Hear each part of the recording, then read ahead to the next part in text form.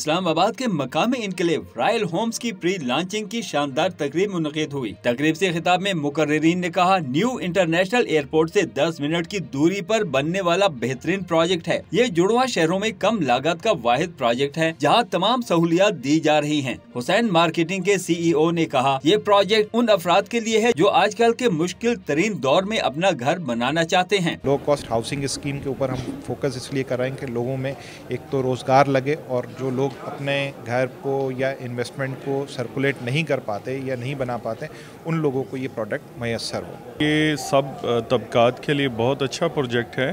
Specially middle class के लिए ये बहुत अच्छी अपॉर्चुनिटी है कि जिसमें ये प्लॉट लेके कल को अपना फ्यूचर अपने बच्चों के लिए सेव कर सकते हैं। मुंतज़िमीन का कहना था कि अनकरीब प्रोजेक्ट का NOC भी मंजूर हो जाएगा।